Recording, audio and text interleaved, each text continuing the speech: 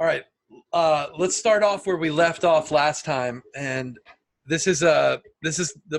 today's lecture is really gonna kind of get to be one of those situations where it's really gonna indicate and illustrate that the chemistry and the concepts in organic chemistry are starting to get to be a little bit more challenging. We started to talk last time about substitution reactions. We discussed SN2 reactions where it's a nucleophilic substitution, and the 2 meant that it was bimolecular. So that means essentially that it's a one-step reaction. We use the word concerted to describe the reaction. The 2 mechanistic steps involved in the reaction, loss of a leaving group and nucleophilic attack, occur at the same time. We then switched, we talked about some of the things involved in that reaction, like effects of the different substrates, solvent effects. What else did we talk about? Nucleophilicity. And we did spend a little bit of time talking about the quality of a leaving group. At the end of the day, then we introduced the concept of the E2 reaction, where it's an elimination reaction.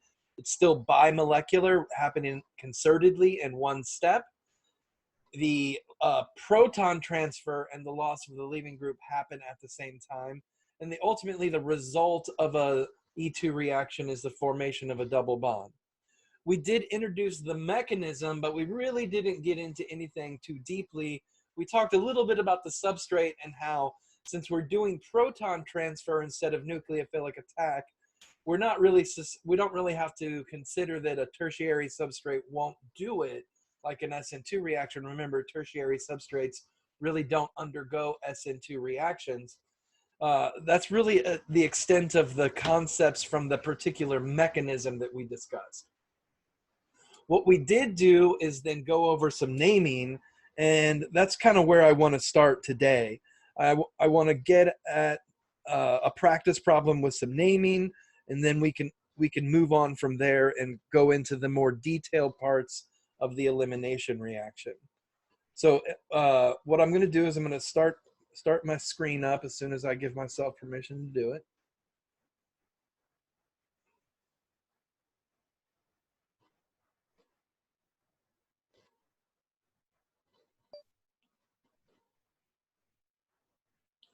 And let me throw up a little bit of a practice here real quick.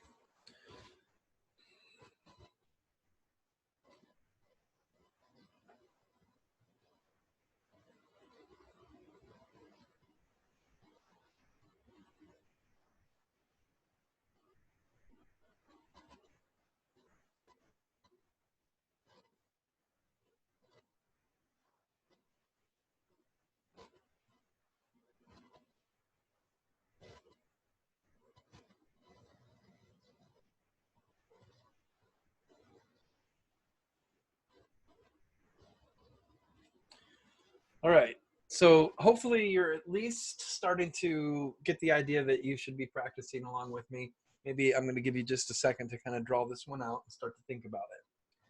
But remember that the first thing that we're going to do is identify the longest chain, and identify the longest chain that has the double bond in it. So we want to include the double bond. And so if I were to include the double bond, I would think, let's see, I'm going to try to count from left to right. 1, 2, 3, 4, 5, 6, 7. I get 8 carbons if I go down, either way that I go down. And if I start again, 1, 2, 3, 4, 5, 6, 7, 8, 9 carbons if I count here. But if I, 1 second. Yeah, 9 carbons if I count there, but 1, 2, 3, 4, 5, 6, 7, 8, 9, 10 carbons if I count there. So yeah, it looks like it is a decane. Looks like decane, or decene, excuse me. So I get 1, 2, 3, 4, 5, 6, 7, 8, 9, and 10 was the last one I get. So this one is still blue. These are blue. They're not counted in the main chain. All right. So let's identify the groups then that I have. I have this group that's here. I have a group here, and this looks like a complex substituent, and I have a group there.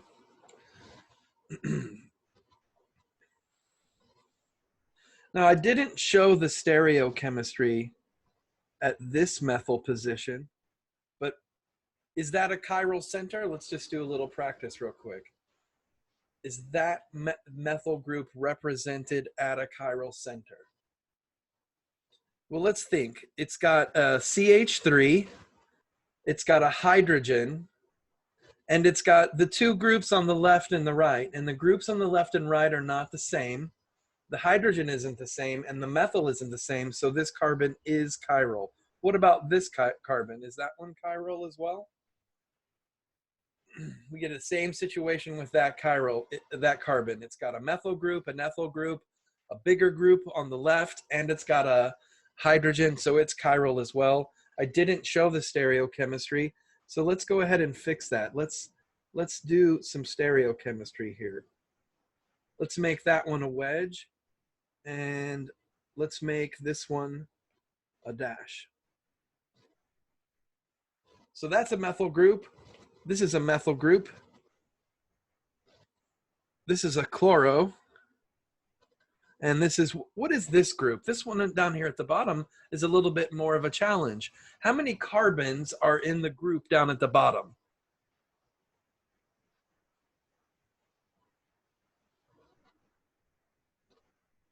Looks like it's 3 carbons long, yeah. And so let's start by naming this, or let's finish up by naming this group then. So since it's got 3 carbons, it's a propyl group. It also has then 2 methyl groups attached to it, and it looks like they're at the second position. So it's 2,2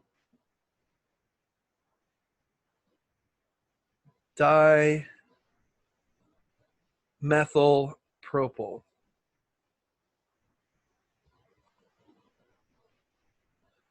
And now let's figure out where all these groups are. So this group is at the 2 position. This group, the methyl group, is at 1, 2, 3, 4, 5, 6. It's at the 6th position. 7, 8 over here. So together I have a 6, 8 dimethyl. That takes care of that group, and it takes care of that group. But now I have to work on all of the stereochemistry. We did say that it was a dec, and now what is it? Is it a, what decene is it? Dec 4-ene. I think it's 4. Let's see. 1, 2, 3. Yep, 4 right there. And so it's not an isopropyl. I'm just trying to go back reading chat. It's not isopropyl. Because isopropyl looks like this. So this, if you have it connected here, this one has 1, 2, 3 carbons. It's in that, but it's only got 3 carbons. That's isopropyl. So let's think about the different stereochemistries. We have 3 chiral centers that we have to specify, and we have to specify the chirality, or this, not the chirality, but we have to specify the stereochemistry of the double bond, whether it's E or Z. And so let's start with the 3 chiral centers and go from there. And so this guy is with the chlorine attached to it. It's got a hydrogen that's pointing back. With the methyl group here, I've got a hydrogen pointing towards me. And this one here, I have a hydrogen pointing away from me. So with the chlorine, that group is going to be priority number 1. The hydrogen will be priority number 4. What's the next priorities? The methyl group on the left is priority number 3. And this is priority number 2. Remember, it gets to be fairly straightforward to specify the priorities of carbon chains, because the longer the carbon chain, generally the higher the priority is. And so at this point, let's see if I can do this stereochemistry right. I've got 1, 2, 3. That, to me, make sure you guys correct me in chat. I said it wrong twice the other day. This is a clockwise arrow. It is the R configuration, and it should stay R because the lowest priority group is pointing away from us. The next one, with the hydrogen pointing towards us, is still lowest priority 4.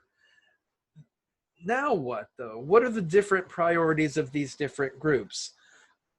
On both sides, I have carbons. And so I want to just make sure that how do I break this tie? Well, how does the double bond count? Well, this is the carbon that has the double bond. And remember that I'm going to count the double bond twice. So it's a double bond to carbon. And so I write down carbon twice. And then it's also connected to another carbon going down. The carbon on the right is connected to a carbon and 2 hydrogens. So this is the one on the left is the highest priority group. The one on the right is the next priority group. And I hope you already saw that the methyl group is the lowest priority, without respect, with not including the hydrogen. And so now I've got 1, 2, 3. Again, correct me if I'm wrong, but this looks counterclockwise. So normally I would specify an S configuration, but the molecule has the lowest priority group pointing towards me. So I'm looking at it from the wrong side. So instead of S, I'm still going to decide that it's R. Okay, cool. All right, so here I've got hydrogen, it's number 4. Again, that's the lowest priority group. And now I want to deal with the different groups that are attached to the carbon besides the hydrogen.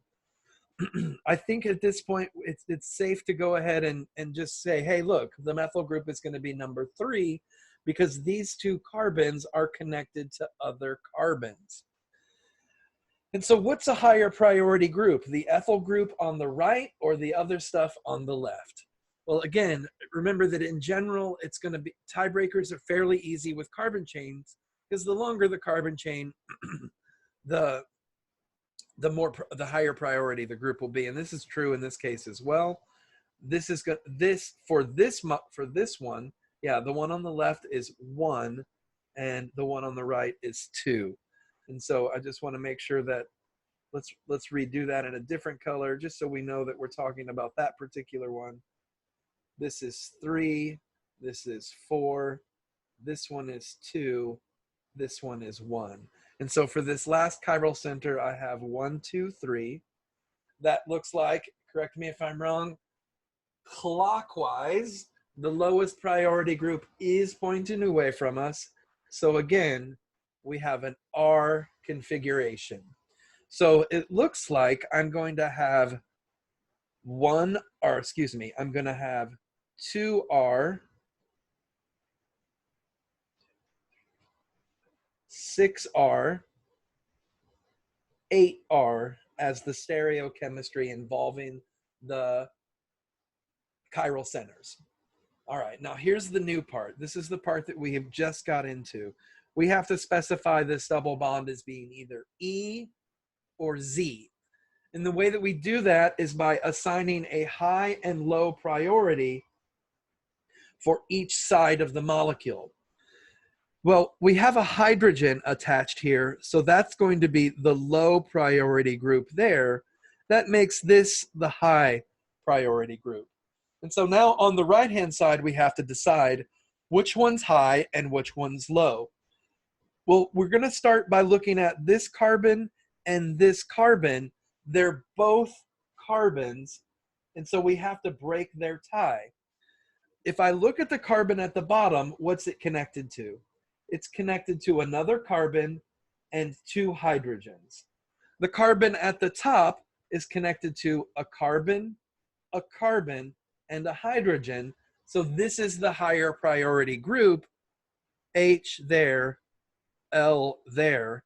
And so is it E or Z? Are they entgegen, opposite or apart, or are they zusammen, Z, together? Looks like they're opposite to me. I've got the L opposite of an H. They're not together. So this looks like this one is the E. configuration. And so let's put it all together. So it looks like I have 2R, 6R, 8R, 4E, and I honestly don't know at the moment if I need to take this E and make it someplace separate. In my class, just for right now, I'll correct myself later if I need to, but for today and for right now, I'm going to put all the stereochemical information at the front in one piece. So there it all is, all the stereochemistry specified, and now let's put all the groups together. What comes first? Is it methyl or chloro?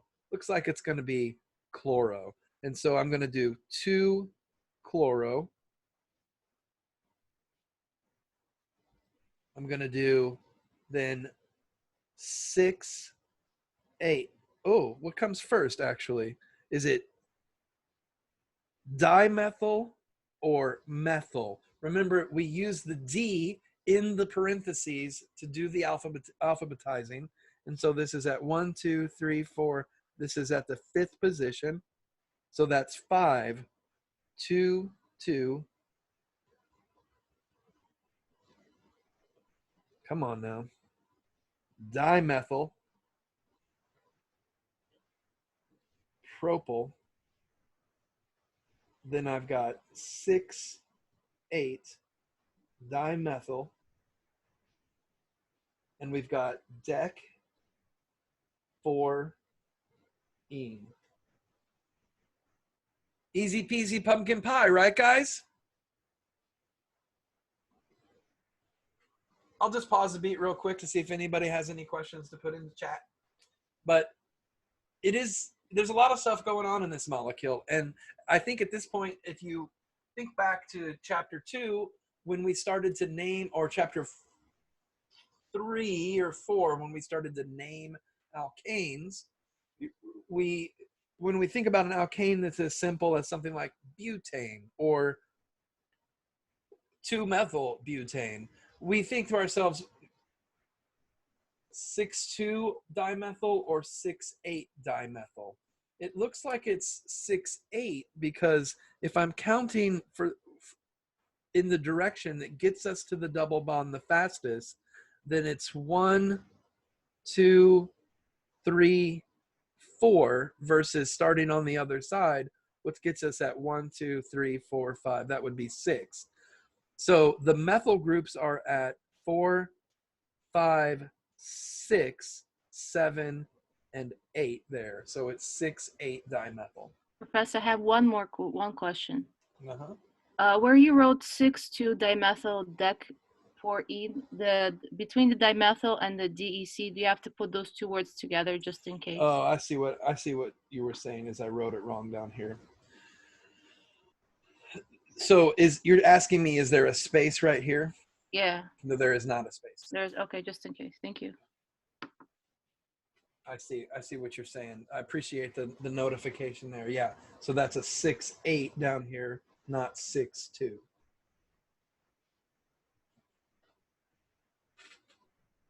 Cool. So in other words, it gets pretty complicated pretty quick. Good thing is this is about as complicated as it's going to get for the entire semester. All right.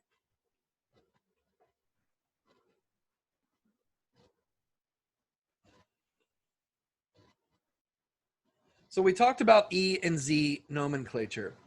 And so what I want to do now is I want to think about the different isomers of this but2-ene. I've got this one versus this one. At the end of the day, one of them is more stable than the other one. Do you guys, can you think about it real quick and while I'm drawing this energy graph and think about which one is more stable than the other one?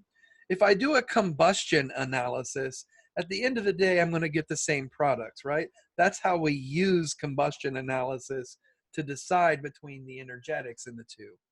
One of them is more stable than the other one, and there's a difference of about 4 kilojoules per mole. Which one of these is A and which one of these is B? It turns out this one is B and this one is, oh, I did it wrong again. Jeez. This one is A and this one is B. Could you think about, yeah, the left one is more stable. And so can you think about why that might be? Why might the left be more stable than the right? In other words, why is the transalkene more stable than the cisalkene? You guys already have the information in your brains to decide why the one on the left might be more stable than the one on the right. I hope at this point everybody's starting to think about the steric hindrance provided by these two groups. Yeah, it's sterics. It really is just sterics. And so they're not a whole lot more or less stable, but they're stable. The difference in the stability is enough that it actually is an important consideration to make. And so when we think about a reaction where we have, let's say, a chlorine, and we use a base to form an alkene, there is going to be a stereochemical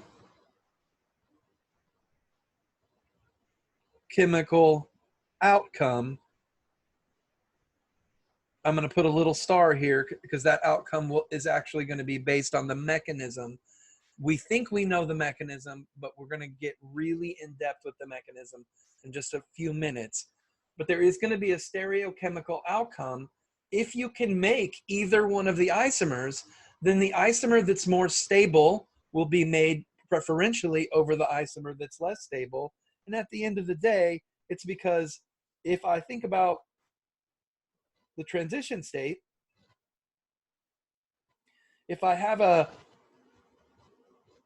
product that's higher energy than another product, then the Hammond postulate says that the transition state leading to that one is also going to be higher. And so ultimately, at the end of the day, the activation barrier to the higher energy product is larger. And so the lower energy product is made with more in more quantity.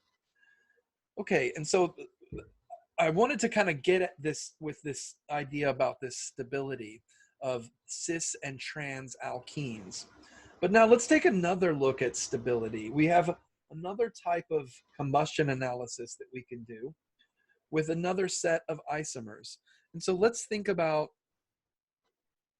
an alkene like this. So let me write the formula down. It looks like it's 1, 2, 3, 4, 5, 6 carbons. So it's C6. Oh, look at me saying C6, writing C8. C6, and it's got 1, 2, 3, 4, 5, 6, 7, 8, 9, 10, 11, 12 hydrogens. So it's C6H12. There's a lot of different versions of C6H12. And so what you should be thinking about, what you should be trying to do right now is write out all the different versions, or at least thinking about what those versions are. Here's another version. I can just take this chain and I can move the double bond. But I also can take this, make this double bond, and do that with it. That's C6H12 as well. Then I can do this, make a double bond like that, and do that. These are all C6H12, C6H12, C6H12. And so what we don't want to show you the combustion analysis, but at the end of the day, we know based on this combustion analysis that this one is least stable and this one is the most stable. And so what's the pattern here? What is changing? Why did that not show up on, oh wow, there it goes, took a second. what's changing about these different conformations that's one is more stable than the other one? What we want to look at is the number of substitutions around the double bond. And we're going to actually introduce vocabulary words for these things. The one that's least stable is mono-substituted. The next one over is di-substituted. The next one down is tri-substituted. And the most stable one is tetra-substituted. And so what we're talking about are the number of carbon chains that are attached to the double bond. 1 in the first case, 2 in the second case, 3 in the third case, and 4 in the fourth case. So we've got, this is counting the number of substitutions that are around a particular double bond. And so one of the things that we want to be able to do is practice identifying how many substitutions a particular double bond might have. Here's an example.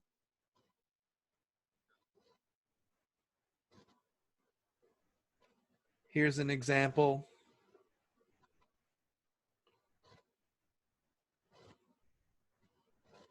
Here's an example. Let's see. What are the numbers of substitutions on each of these guys, on each of these examples? So here I've got a carbon and a carbon that has a double bond. How many other bonds to carbons do I have? It looks like I have 4. So this one is tetra-substituted. Well, here's the carbon-carbon double bond here. How many double bonds or how many single bonds to carbons are attached to that double bond? I've got 1 on the right and I've got 1 on the left. So it looks like there's a tri-substitution there.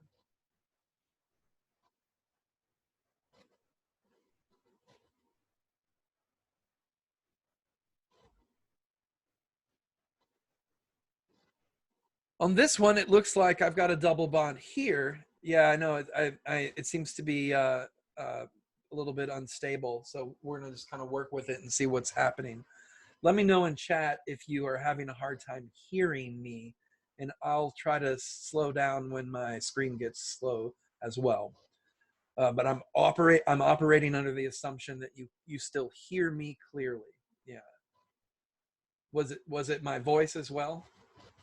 Or just the screen? Okay. Your voice as well.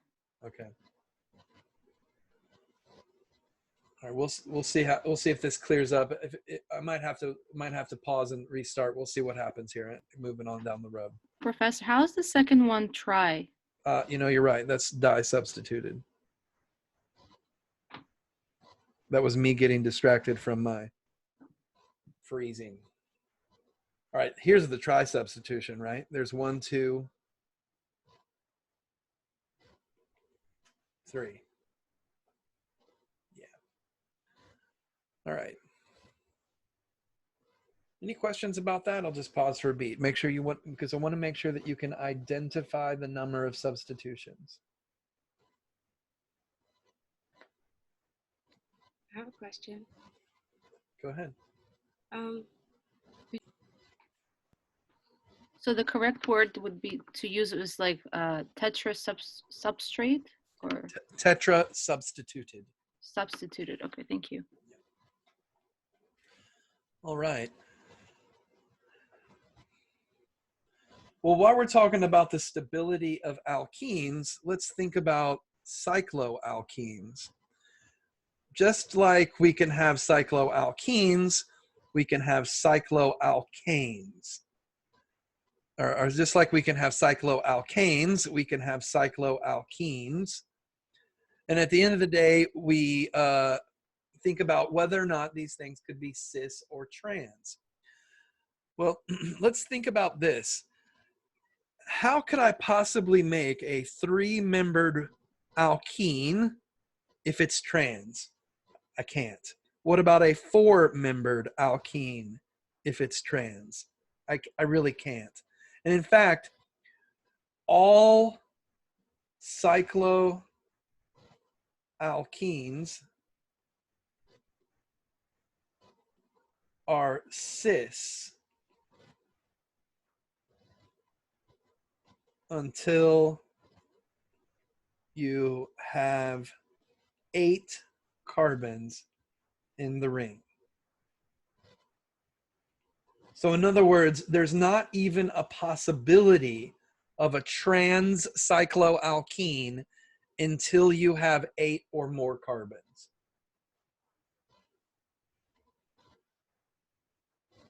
Any questions about that?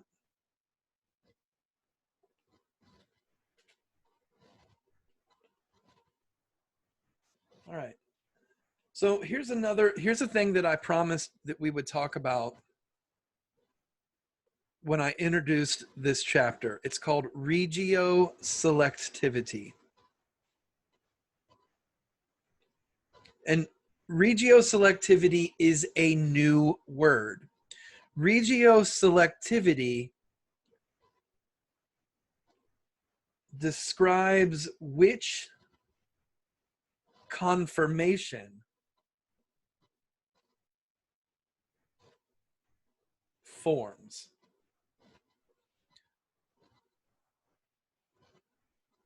So if I take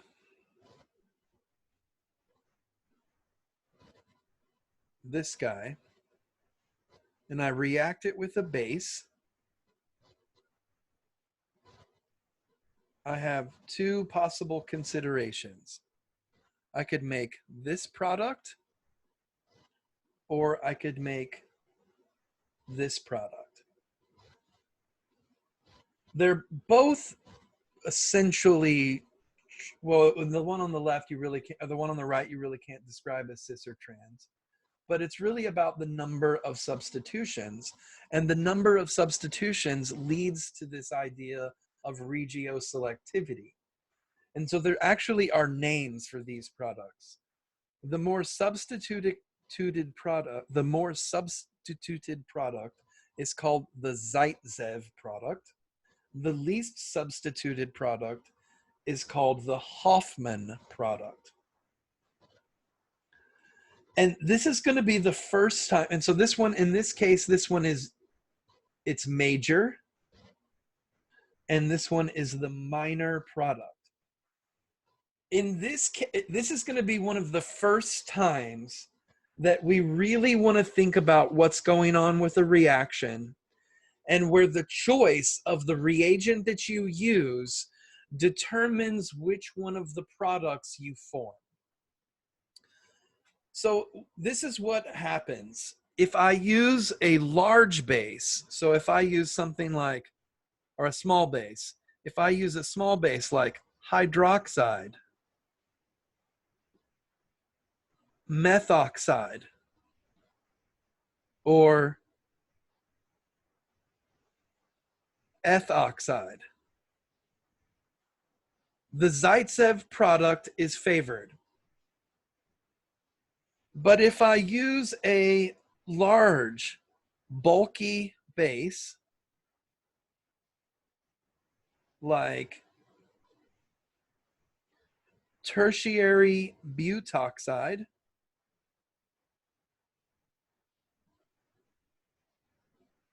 or even a larger base that I don't have a name for,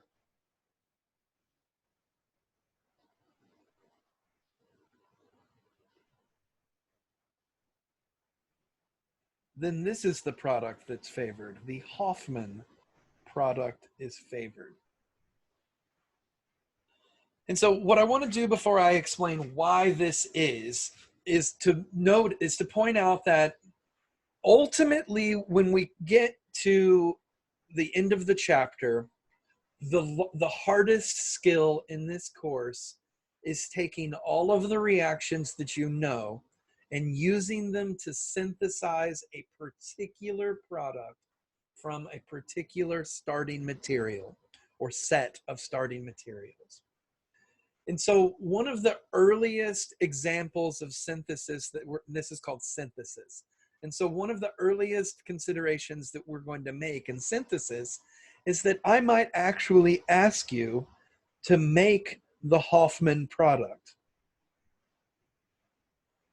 And so you have to know, you have to be able to remember that the choice of the base that you use, whether it's potassium tertiary butoxide. Oh, so let me write it the way that we usually see it. We usually see it like this one, T-but-OK, for potassium tertiary butoxide, or a larger base. That's what leads to the Hoffman product. So if you're doing a synthesis problem, or you're solving a reaction problem, which is, so for instance, solving a reaction problem would be, I give you the product, I give you the product, I give you the reactant, and your job is to fill in the reagent.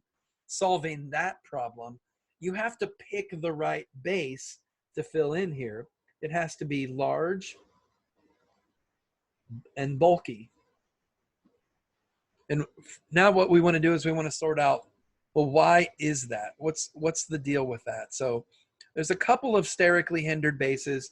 Potassium tertiary butoxide. There's this one. I don't have a name for it, but you can use diisopropylamine. That one's another common base. It looks like this. This is diisopropylamine.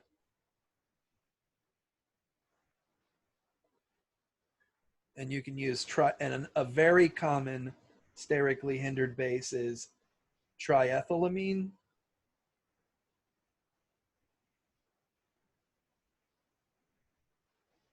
So all of these are large sterically hindered bases that will lead to Hoffman products. And so what we're going to do here is just do a little bit of practice and think about how do we solve these problems, and then we'll think about a little bit more about how this large bulky base produces the Hoffman product. So let's think about this. Let's do this. Here's some actual practice that you need to be able to sort out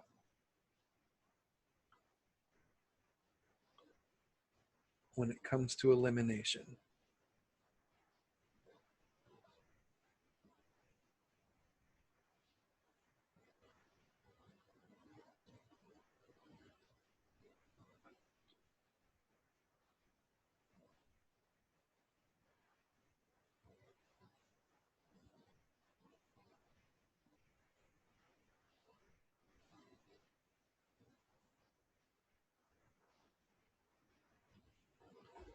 All right, so let's sort this out. So the question is asked, will I give us a list of large and small bases? The short answer is I just did. So in other words, you have to be able to identify the reagent that I gave you or that I give you as large and small. I will not be giving you one on the exam. I wouldn't in the face if we were face to face. I definitely won't do it while we're online, because I'm pretty sure we're going to be doing open note, open book exams. And so you can always look that information up. But if you go back in the video just a few minutes, then you should see that there's a pattern. If it's sterically hindered, if there's lots of things that are around this basic oxygen or basic nitrogen, it depends on this R group, right? If the R group is hydrogen, that's not bulky. If it's methyl, that's not bulky. If it's ethyl, it's not really bulky. But if this is tertiary or if it's a tertiary butane, then it's bulky. If it's got 3 ethyl groups attached to it, then it's bulky. And so the same thing applies to whether or not it's an oxygen or a nitrogen. And so that's one of the things that you're going to have to decide. And so let's do this quick practice, and let's see if we can sort out the products of these 3 reactions. And so what's what's the major and minor product? And so I want to actually write down both possible products, and I want to label them as major and minor. So what's the major and minor product? Because one of the things that we're really going to have to get used to is the idea that there's multiple products being made. We haven't got to this point yet, but eventually substitution and elimination are in competition. And so there are some situations where you're going to get an SN2 product, an E2 product, an E1 product, and an SN1 product, all four of them combined. So let's not get too far ahead of ourselves. Let's just think of these particular reactions. All right, so so the two things that I want to think about are regioselective and stereoselective outcomes. So at the end of the day, if I can, I'm going to produce a transalkene, and if otherwise, that's the stereocentric consideration, the stereochemical outcome.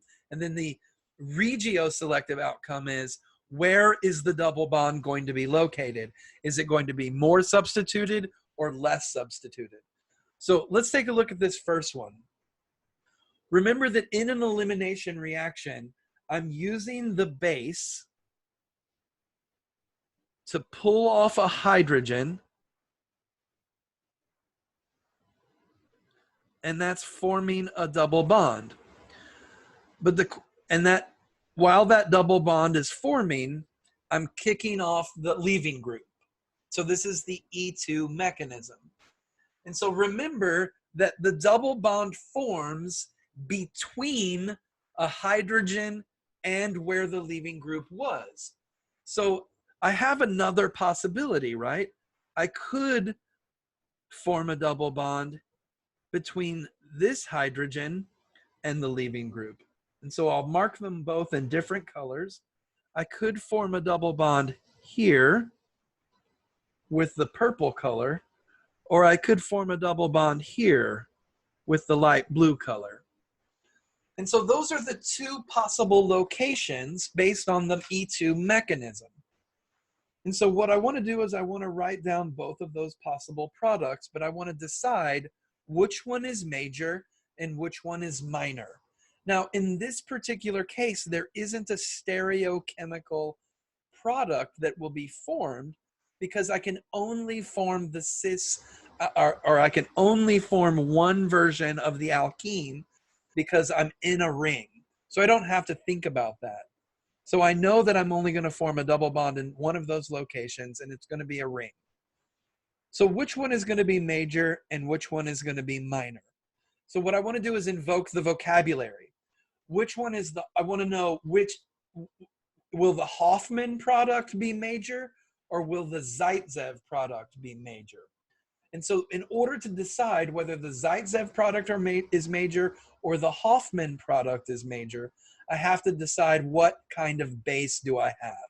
Do I have a large base or do I have a small base? And I look and I have sodium ethoxide, and so it's a small base. That's right. So it is a small base. So that means that the Zaitsev product will be favored. The more substituted product will be favored.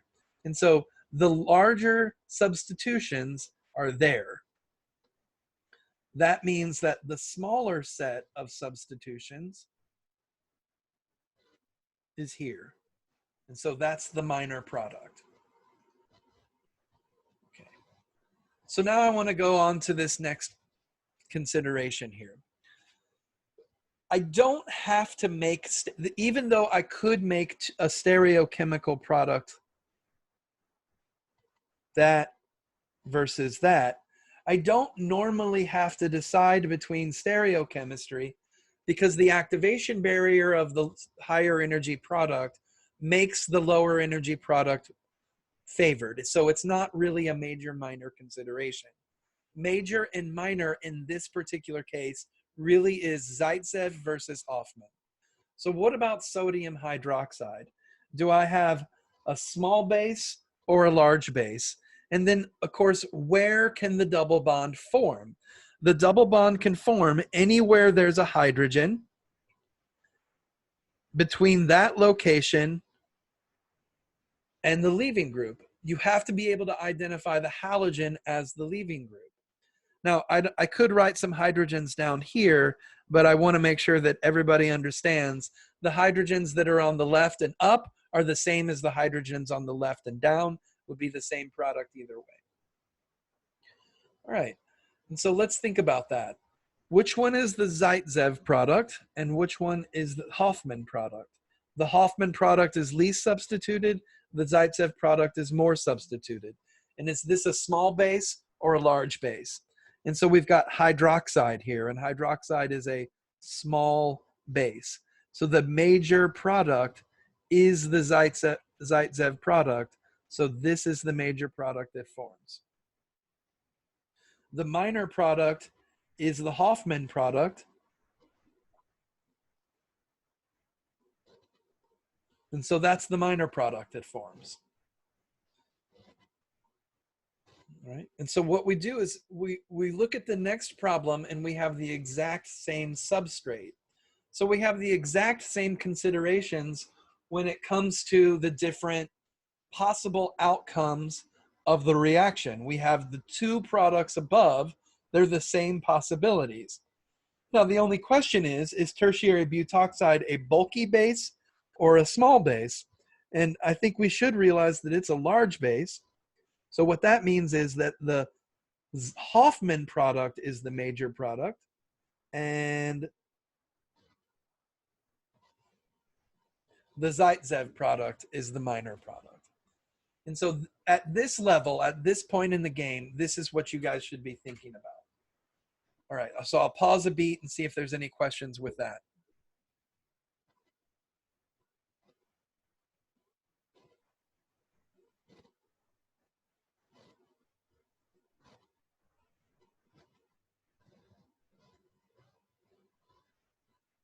Okay. All right. Now we're getting into the real nitty gritty here, and this is a concept that students very much struggle with. So try to work diligently in the next few minutes. If I think about a sodium hydroxide here, I can think that I can form this product. There really isn't a Zaitsev versus Hofmann consideration, because the only possibilities that I have to form a double bond are in that location or in that location. So I don't really have to worry about Zaitsev versus Hofmann here. But what I want to remind you is that there is the possibility of this product, the double bond in this location, or the difference in the stereochemistry where the double bond is in the same location, but it's a cis versus trans situation. Really, this is the product. This is the product that forms. And we'd say that this one is really not formed, or it's very minor. And we already decided why this was. And I was talking about how if I have one product that has one energy and another product that has another energy, the Hammond postulate says that the transition state leading to the higher energy product is also larger. And so, in other words, the activation barrier is just larger for the product on the right than it is for the product on the left. Okay, let's take a look at this then. Let's take something like this.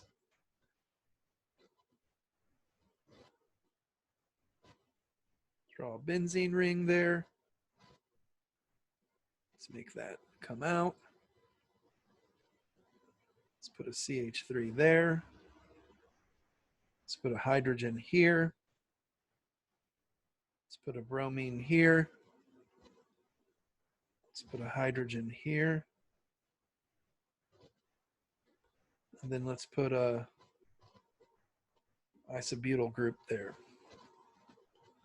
Let's react it with a small base so we don't have to worry about Zaitsev versus Hoffman.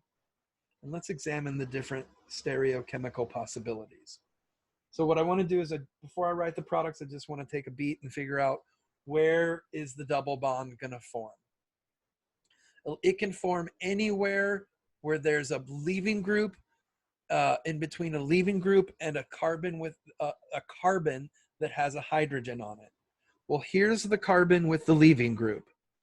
Does this carbon have a hydrogen on it? The answer is no. So that the double bond cannot form on that squiggly line, on that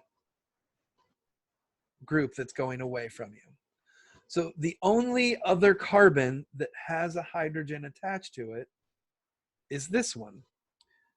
That's of course, that's adjacent to the leaving group. And so the only place the double bond can form is here. So what are the two possible outcomes of this reaction from a stereochemical perspective? I could have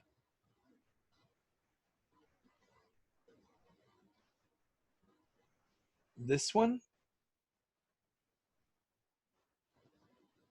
or I could have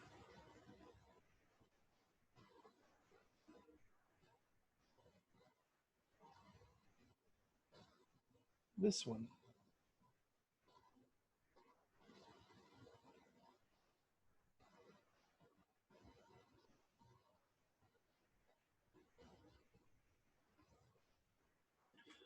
So based on what we would normally consider the most likely situation, based on the information from above the line, which one of these products should be made in the largest abundance? If you think about it, the one that is less sterically hindered would be the major product, and the one that is more sterically hindered would be the minor product. And so you would say that this one is major and this one is minor. While a similar situation actually occurs, what actually occurs in this situation is that this one is not formed at all. That this one is the only product. It's the only product that's formed. And this is, the reason is in the mechanism. The reason is that we have to take a look at how the hydrogen and the leaving group is arranged. So I'm going to try to leave that in the corner. I'm going to try to leave it large enough that we can see why we're talking about what we're about to talk about. And so we can explain this actual situation. Why is the product on the right not formed at all, and the product on the left the only thing that's formed? So what we get into is a situation where if I have a leaving group and a hydrogen, it turns out that they have to be in a particular orientation.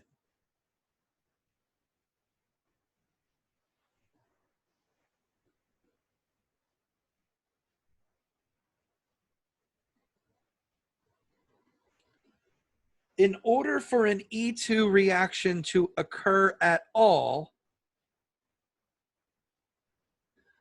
the leaving group and the hydrogen that's doing the proton transfer has to all lie in a plane.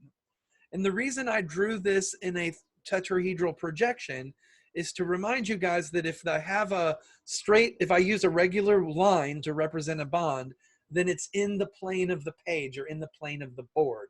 So in this case, all of these bonds lie in the same plane. They have to be coplanar. But not only do they have to be coplanar, the hydrogen and the bromine have to be anti from each other. And what I mean by anti is that if I were to go back and look at a good old-fashioned, oh yeah, you guys think about this, that's coming up here in just a couple of hours. think about a Newman projection.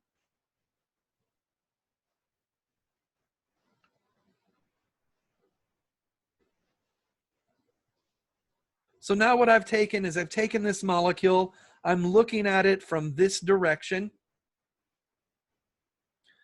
down that red bond, and I'm looking at that bromine pointing up. And so this should illustrate that they're in the same plane, they're coplanar, and they're anti from each other. They're anti-coplanar. And by anti, all I mean is that they're across from each other on the Newman projection. This is the only position that a group, that the leaving group and the hydrogen can be in order for the reaction to occur. This presents a challenge. The reason that it presents a challenge is because, now I'm going back up to this little projection in the corner, because if there is only one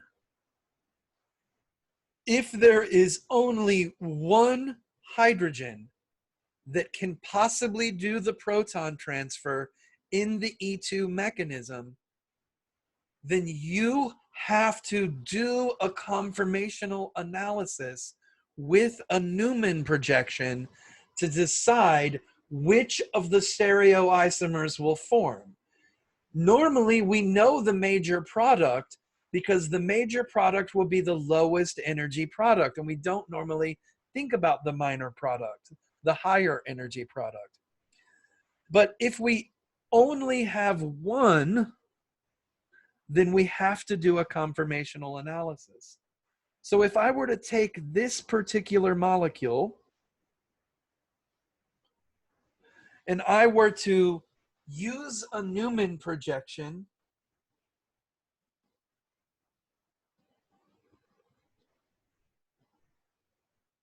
and I'm going to look at it from the same direction, from coming from the bromine pointing up, then that means I've got a hydrogen here, and I've got this tertiary butyl group there. On the other hand, I have a hydrogen here, and the phenyl group, oh, I got the phenyl group on the wrong side.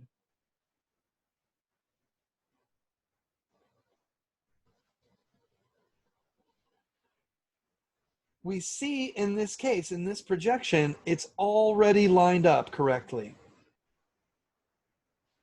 And so this is telling you, because remember, the double bond is going to form directly down the middle. And so this is telling you what groups are together on what side of the double bond. Let me draw the other Newman projection. So let's rotate one of those things. How could I get this particular, so this Newman projection goes with that product. How could I get this other product? Let's think about this. I want to leave this one the same.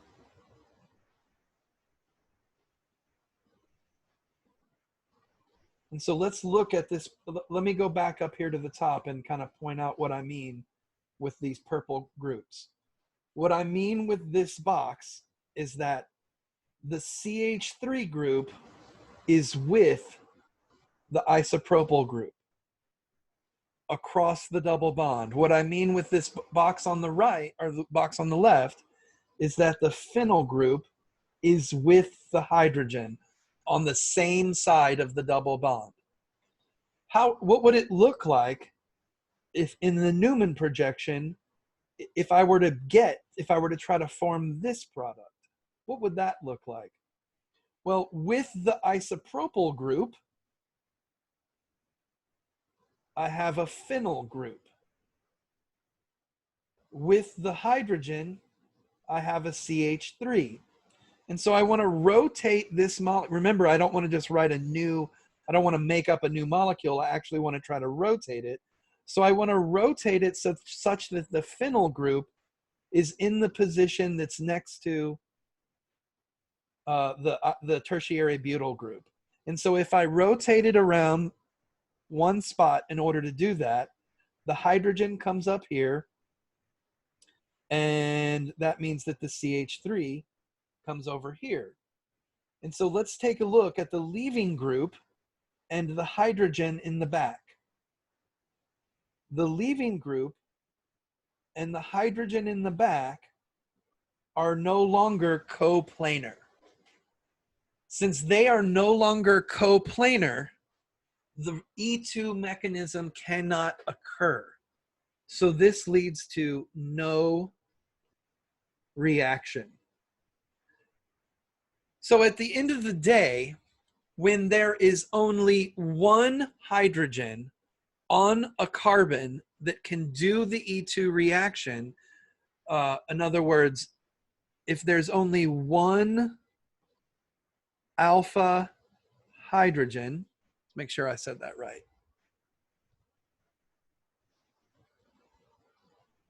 I think I might have said that wrong. Bear with me just one second.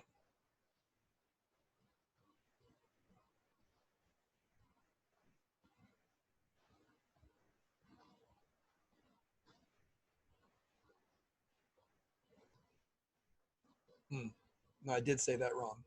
So I want to make sure that I have this correct. So if I have a molecule with a leaving group or with a halogen on it, the group that has the halogen on it is the alpha carbon. The adjacent carbon is called the beta carbon. So if there is only one beta hydrogen, you have to do a conformational analysis to decide which one of the stereoisomers is formed. Now, I've been using the word coplanar. No, so the question was asked, will only an E1 reaction occur? No, that's not the case. An E2 reaction still can occur, and there might be situations where, because remember, there's going to be free rotation. There's free rotation around a single bond. So if there's only one beta hydrogen, that bond can rotate in order to get the hydrogen where it needs to go. So an E2 reaction can occur, but it will only lead to one of the stereoisomers, not this mix, even though we were saying before that really only the major product is the more favorable one. You know, there is still this minor formation of the less energetically favorable product.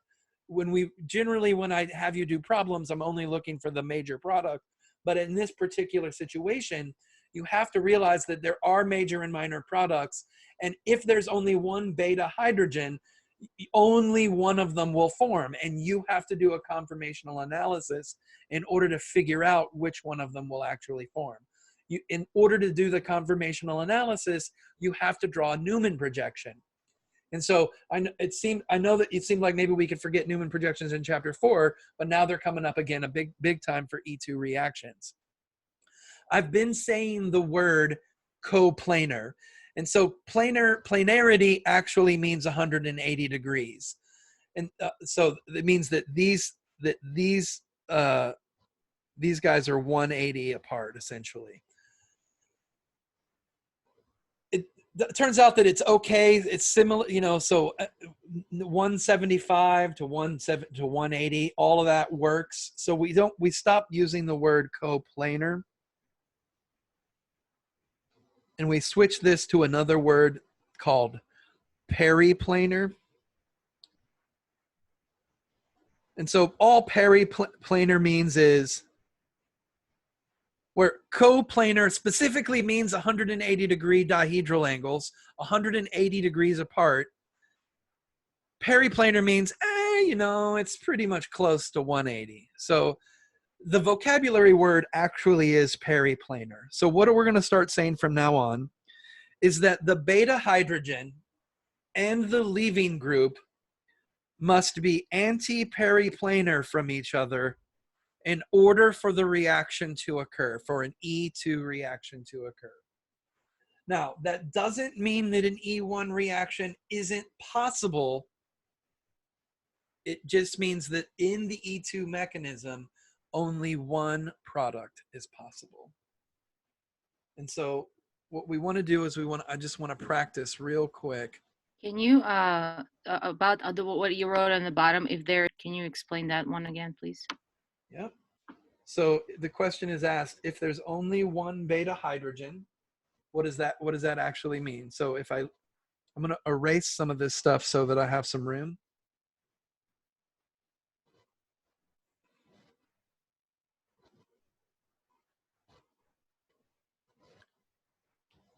In this molecule, the beta carbons are this one and this one. Those are the carbons that are beta from the alpha carbon, from the leaving group. So what does that mean? That means here I have 2 hydrogens, and here I have 3 hydrogens. So even if I'm forming a double bond here, I don't have to worry about the leaving group being anti-periplanar, because if there's free rotation about this bond, then one of the hydrogens can orient itself in the correct position. So if I make this one towards me and this one away from me, and I'm looking at it with the bromine going down, that means that, let's see, bromine going down, I've got let's make this one going away from me. That means that the hydrogen, or towards me, that means the hydrogen is going away from me. So that means I've got come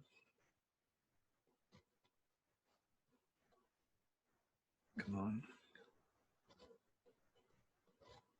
That group there, hydrogen here. I'm drawing it on the wrong carbon.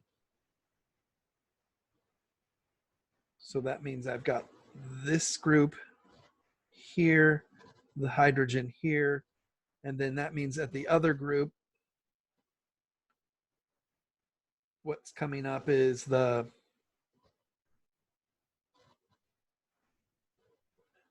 drawing this completely wrong.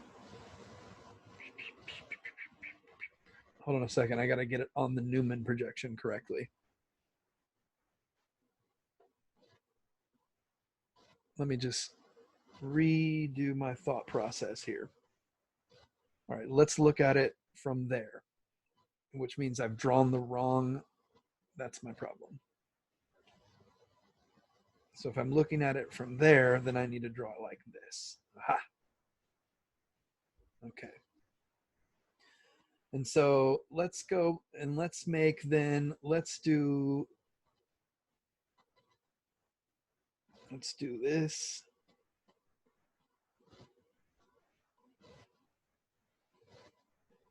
Let's make the bromine have the stereochemistry, because that makes a little bit more sense. Aha, so there we go. All right, so that means I've got this group there.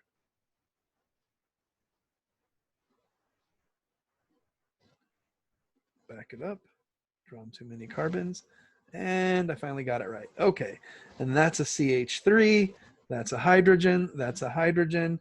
Then if I'm looking at it, it looks like if I'm looking at it from this direction, then the bromine should be on the right, and the hydrogen is on the left. And so what I want to do is I want to look at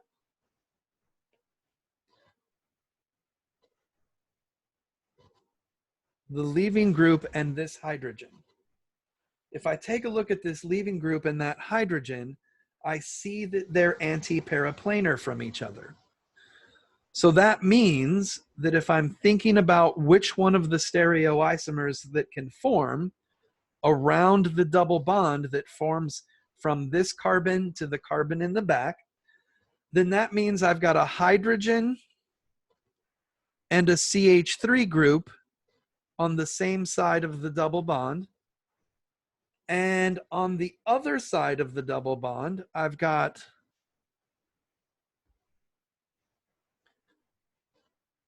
the methyl group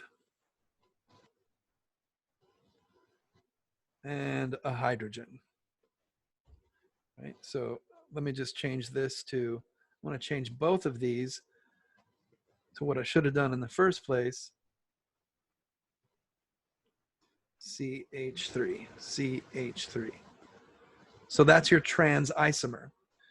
But let's rotate it one position. So let me redraw this guy. And so I'm going to leave the back the same because that's where the bromine is. I want to leave it the same. So I got bromine, and that's not the back. I'm drawing the wrong picture again. So here's the correct picture with the bromine in the back. CH3 here and a hydrogen here. Then if I'm going to rotate this one position, I've now moved a hydrogen here, and that CH3 is there. So if there are two beta hydrogens, then I am able to form both stereoisomers. There's my double bond. What's on the same side of the double bond here? Well, I've got a CH3 together with a CH3, and I've got two hydrogens together. So on the left, I've got the trans version, and on the right, I've got the cis version, because there are two beta hydrogens. If there's only one, then only one of those versions will form, and I have to do a conformational analysis to decide, to figure out which one of those things can make that, in other words, will make that happen. And so one of the ways to sort that out is to think about a problem like this, to just do a quick example and say, let's draw a molecule. Let's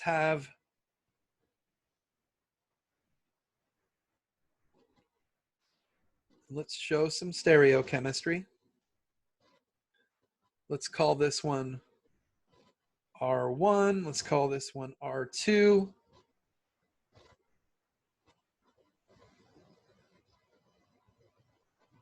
Let's call this one R3. And this one R4. So without considering a conformational analysis, what are the two possible products? I have a double bond, and on one side of the double bond, I've got R1 and R2. I would normally think that I could have R3 and R4 like that, or I could have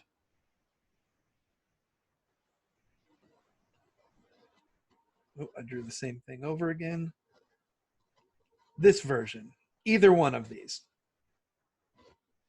But only one of these is possible, and I have to look at which one is possible. So I'm going to look at it this way. So I need to draw that bromine there. This must be R2. This one must be R1. This one is R4. This one is R3. Here's my hydrogen. I've put it in the position where the leaving group is anti-periplanar from the beta hydrogen. So this is the correct conformation in order for an E2 reaction to occur. And so now I can identify which groups will be on the same, which groups will be together across the double bond. So I'll have R4 and R2 together across the double bond, and R3 and R1 together across the double bond. Here's the one where I have R3 across from R4, R1 and R2 across from R4. This product does not form at all. So what I'm going to do is I'm going to stop right there real quick. I'm going to let everybody sort of absorb that because that's pretty heavy, and I want to make sure there's no questions. I want to make sure to find out if there are any questions. All right, so if something has to be anti-periplanar from something else, then that has an implication, right? And I know that you love for me to bring up old things from other parts of the semester, but what does that imply about a situation like this?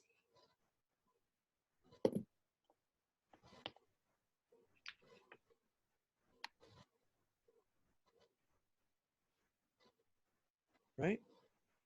Let's think about the two chair conformations. Oh, goodness, chair conformations. We love those things, don't we?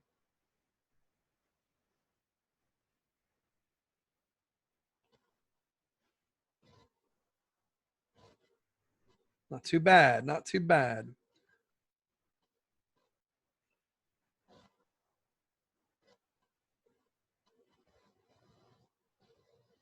Not too bad.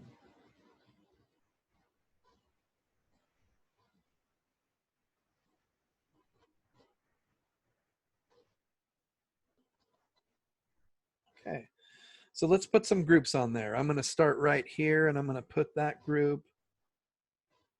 I'm going to put that group right here. So I'm going to do those two. So I got a CH3 here, a CH3 here. As I move around the corner, I have a CH3 pointing up, a hydrogen pointing down. Then as I continue to go, I've got a Cl moving up, and I've got a hydrogen pointing down. And so that's a CH3, a CH3, and then the rest of this business is all hydrogen. If I were to do the chair flip, that's the CH3 groups. Then that means the CH3 is up, the hydrogen is down, the chlorine is up, this hydrogen is down, and these are CH3 groups.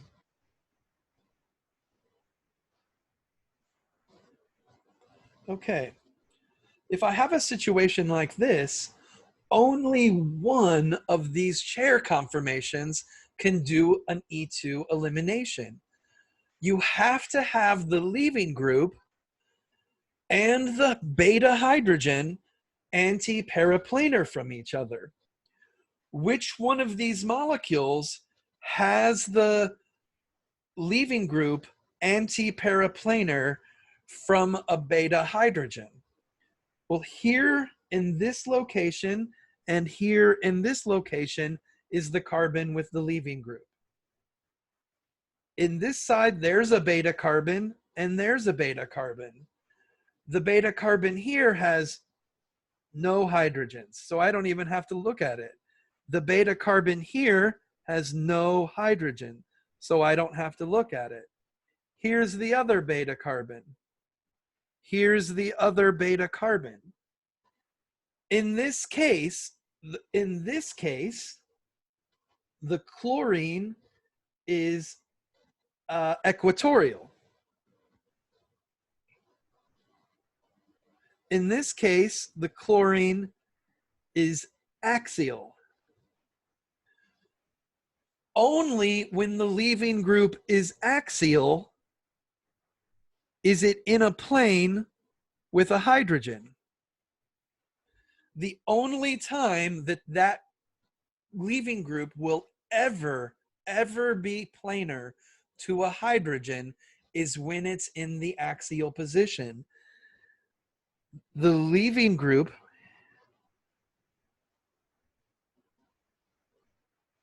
must be axial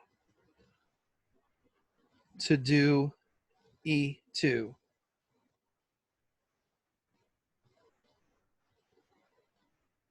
For a ring.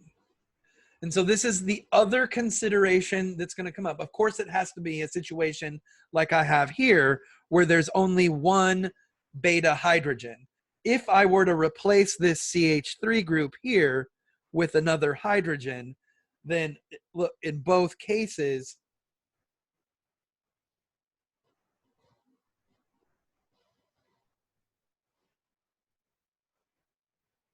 I've got hydrogens. So you do want to sort of make sure that you're understanding which one of these conformations. So let me back up a second. So I kind of got ahead of myself and it was confusing myself. When there's two beta hydrogens, you still have to take a look at the conformation because it's about these other groups. Where are they located? Since they're all CH3 groups, that doesn't matter. But let me back up again to there. What if I made one of these CH3 groups?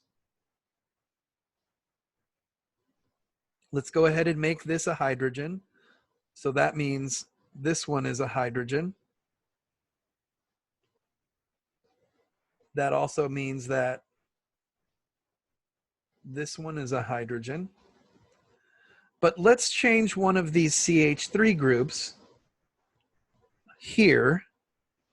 Let's change it into an ethyl group. And so let's make it to be the one that goes up. And we'll make this one the one that goes down. And so that means we would change this group to be an ethyl.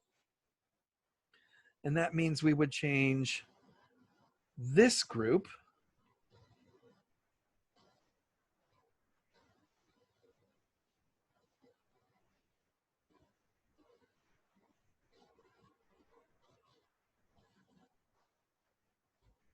to be an ethyl group.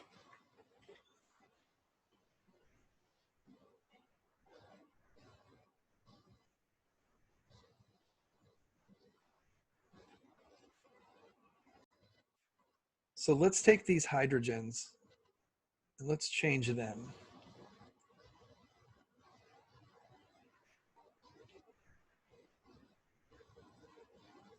So let's make a methyl group here. And let's make a hydrogen here. That means the hydrogen goes up and the methyl goes down.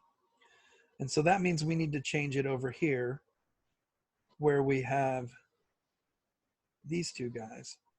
That means that the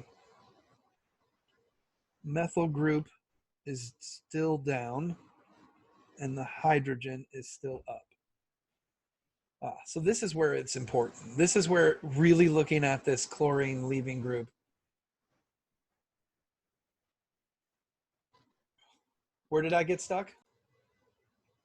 All right, so this is where it really becomes an important deal. So sorry for getting into the weeds there a second ago about these other groups, about the ethyl group and whatnot. This is where it becomes important that the chlorine is axial. Look at the two different, so now that I've got these particular molecules drawn out, in this case, the chlorine is anti-periplanar from a CH3. In this case, the chlorine is not planar from anything. So in order for the reaction to occur, the leaving group must be axial, and it has to be anti-periplanar from a hydrogen. So I guess the point I'm trying to make is if this is the molecule that I give you, then this molecule will not E2 at all. This molecule will not undergo an E2 reaction at all because there's never a point where the chlorine is anti-periplanar from a beta hydrogen. When it's in the equatorial position, it's not planar from anything. Only when it's axial can it be planar. And so only when it's axial and anti-periplanar from a beta hydrogen can it do E2. So at the end of the day, there is a consideration that you have to make, and that's whether or not an E2 reaction will occur at all, because there's some molecules that we can write that give you an example of a situation where an E2 reaction won't occur. So here's the example that I want to do for this same situation. Okay, so we can draw a molecule like, let's see, did it like this. I can draw one. I can put a hydrogen here and a methyl group here. Let me try to draw that a little bit more attractively.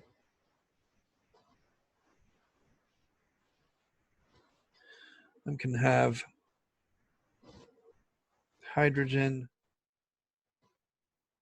hydrogen, and then chlorine, hydrogen, versus a similar molecule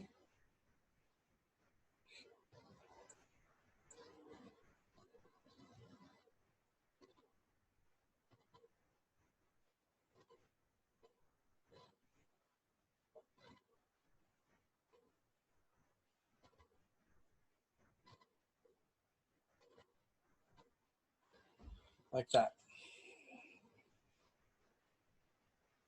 So one of these molecules cannot undergo an E2 reaction. Which one is it?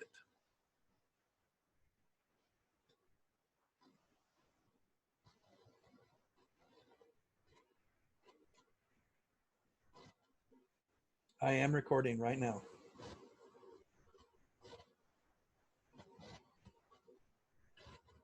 Which one is it?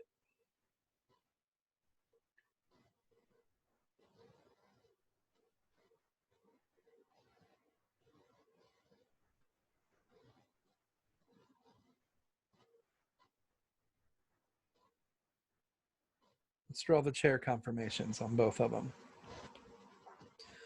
So up, down. So I only need 3 carbons to think about. I'm going to start with the carbon in the front. So I've got a CH3 that goes down, hydrogen that goes up.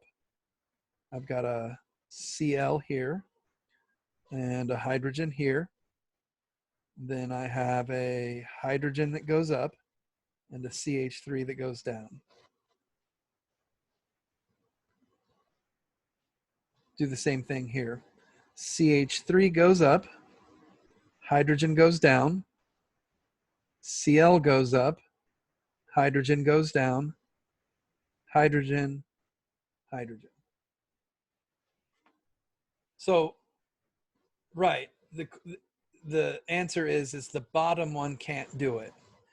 So if you draw the leaving group in the axial position, then you know that's the only possible chance that the molecule has to do an elimination reaction, when the leaving group is in the axial position. Remember, when it's equatorial, it's not going to be planar from anything, so it can't do it in that position. So it gets to be just a little bit easier because you only actually have to draw one of the chairs. Just draw the chair where you've got the leaving group in the axial position. Then put everything else around it the way that it's supposed to go. In this case, you see that here it's planar from a CH3 group, and here it's also planar from a CH3 group. So it can't make a double bond in any of those locations, so it can do no E2 at all. In this case, it's planar, anti-periplanar from a hydrogen on that side, and because there's 2 beta carbons, hydrogens here, it's going to be anti-periplanar from one of those as well. So I can form both possible products in this one. I could form a double bond here, and I can form a double bond here.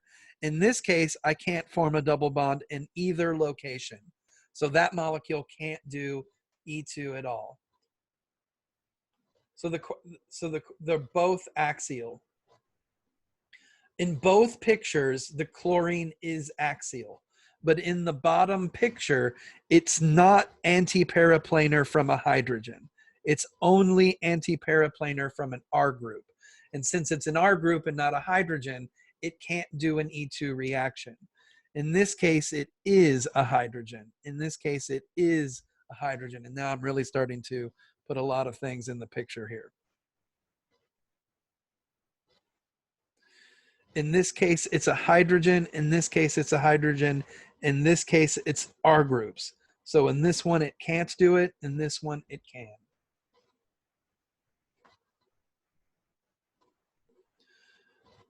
And so let's do one.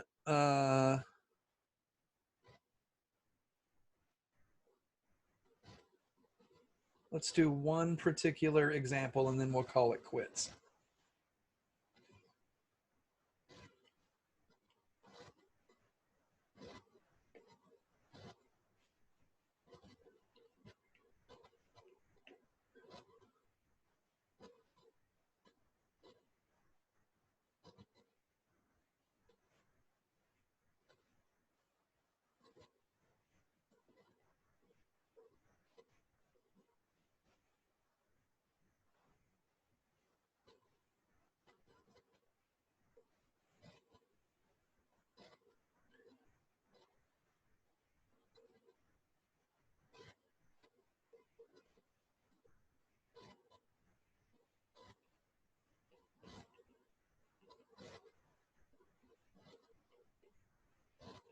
What are all the possible products that this molecule could have?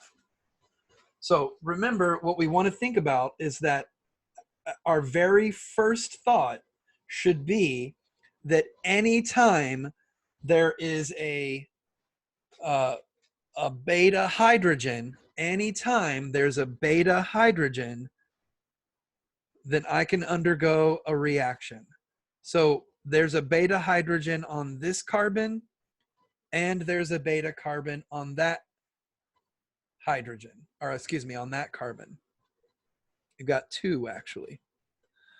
So that means that I could possibly form a double bond here, and I could possibly form a double bond there. So which one of those bonds actually form? Well, I know for a fact that since there's two beta hydrogens here, that this is certainly a possible product. That is certainly a possible product. The question is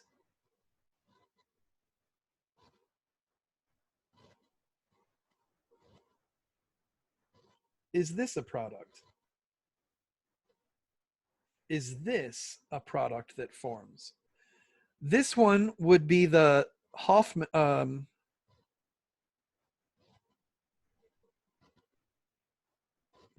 product.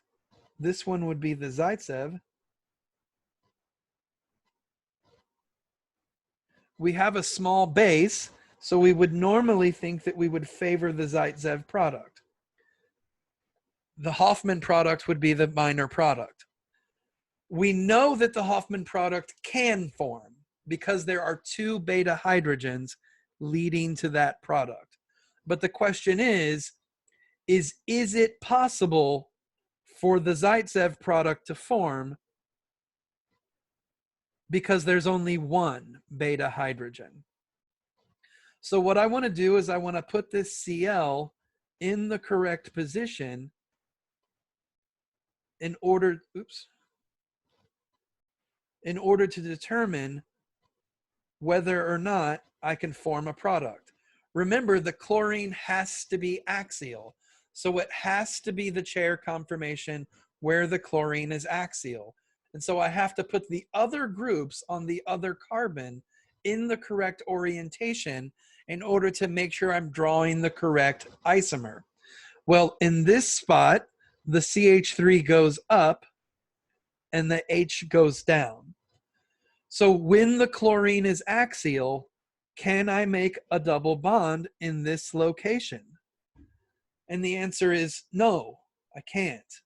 And the reason I can't is because that beta hydrogen that needed to be anti-periplanar is not. So the question is asked is when there is an R group, it's called anti-periplanar.